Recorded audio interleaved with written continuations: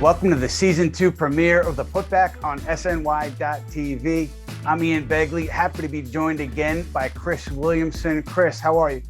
I'm doing great, man. Just got engaged, so, your boy's on cloud nine. Congratulations to you and Maddie. Mazel tov, as my people say. If you need an officiant, I'm available, so just let me know. I'd be happy to handle that. On paper, Ian, the additions of Kemba Walker, Evan Fournier, would suggest that the Knicks are getting a little more offense and maybe taking a small step back on defense this upcoming season. And they were 24 of 52 from three on Saturday night. Both numbers would be regular season records. So how is the balance between offense and defense going to play out this season, Ian? You're talking about an offense that should be much better. A lot of three-point shooting. That's been the talk of the preseason early on. They want to get up more attempts. They shot a great percentage last year. They don't think they took enough of them. And so they want to increase the attempts to around 37 to 40 a game. And you have the shooting with Evan Fournier, Kemba Walker. Derrick Rose was hitting the three-point shot last season. RJ Barrett took a big leap. It'll be interesting to see how that offensive increase, if it takes away from the defense. I think that's the story of the regular season.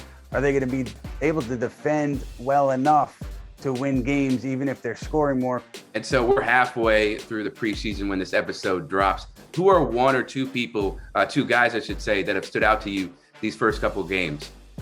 You look at Obi Toppin, he looks like a different player in terms of just how fluid everything is.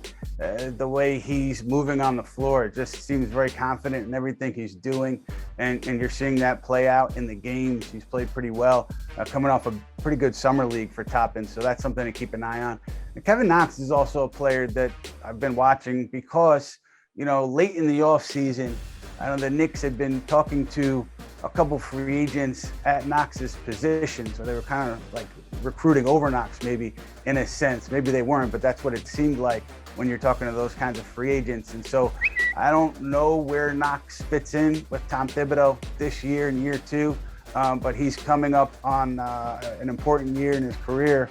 And the Knicks are coming up on a decision that they'd have to make with Knox, whether they want to keep him beyond his first contract or do something else. So pivotal time for Knox. He looked good against Washington in that second preseason game.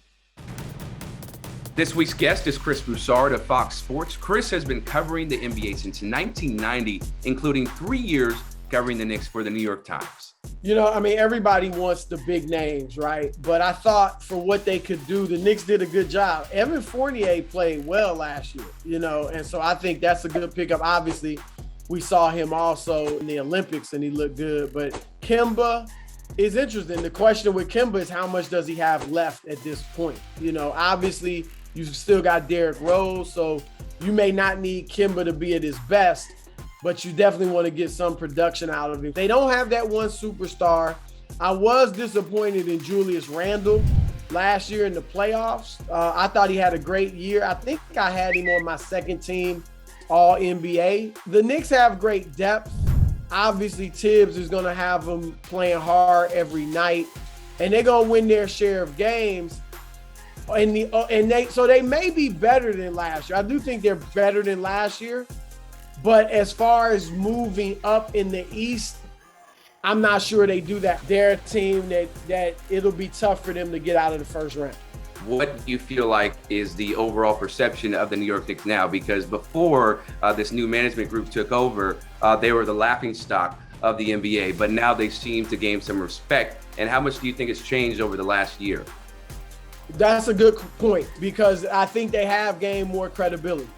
Obviously, Tibbs is well respected. Not everybody wants to play for him because he works you, but he's got respect around the league as a great coach. He's clearly changed the culture. Then you look at Leon Rose and Worldwide West. West obviously has his reputation around the league, and it's tough to beat. Everybody knows West. And then Leon Rose, again, being an agent, you look at what Bob Myers did. You look at what Rob Pelinka did.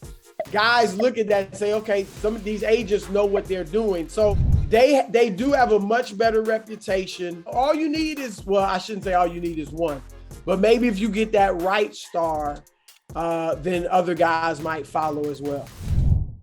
Attention New Yorkers, newest Knicks star Evan Fournier has arrived in the Big Apple and is looking for a haircut. Are you a professional barber in one of the 5 boroughs? Call 555-EVAN-CUT to apply. Even if you're not an experienced stylist, but you think you do a good job, call 555-EVAN-CUT now. Perhaps you just want to meet him and wish him luck, and you think you do an okay job. It's worth a shot. Call 555-EVAN-CUT today.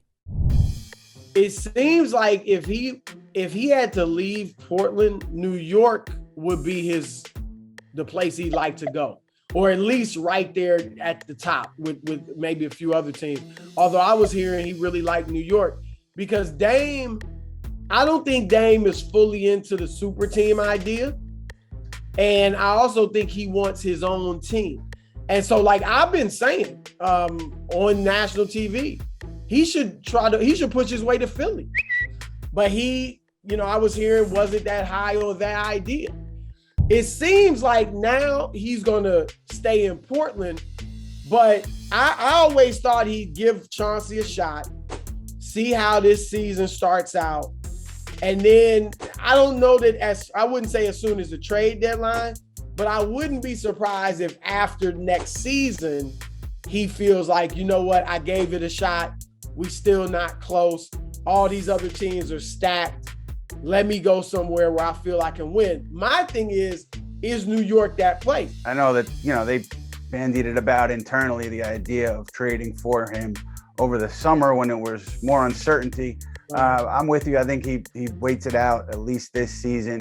But at the time, a couple of teams thought, hey, it's not a matter of if, it's a matter of when, in terms of Dame asking out because of how he had set the table for himself by what he said over the summer. Listen, things can change. Portland could be really good. He could stay there forever, but it's definitely worth keeping an eye on. You bring Dame Lillard in there with this roster, they're good. I don't think they're not winning the East.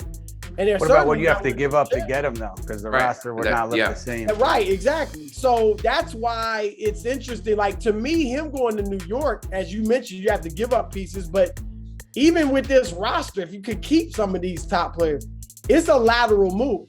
You're not any higher in the East than you with New York than you are in the West with Portland. So Dame is going to be interesting. I do know he likes the idea of New York, but I don't know that he is going to make that move to push his way here.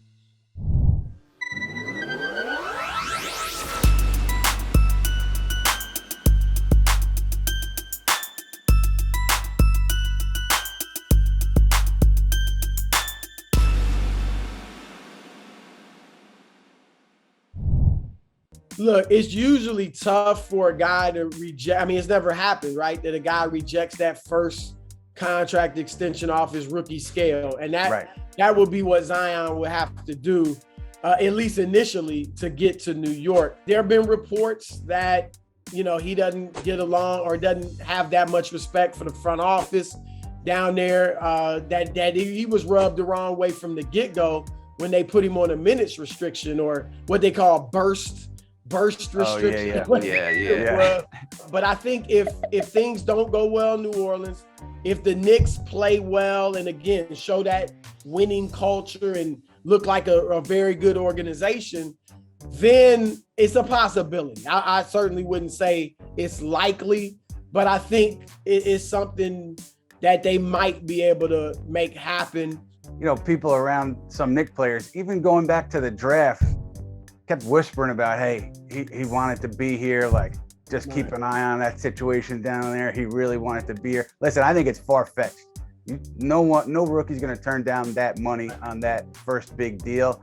But it's certainly something to keep an eye on. The way things are going, could Zion sign with New Orleans and then a year later, 2 years later, whatever, make a trade demand? It seems like that's possible too. So the Knicks just have to, the thing for them to do is, as they done, don't spend too much money on good players, but not great players. So leave yourself some flexibility in that regard. Continue to build a winning culture on the court, in the locker room, and in the front office. And then you take your best shot when free agency comes. Our thanks to Chris Broussard for joining us on episode 1 of season 2 of the Putback.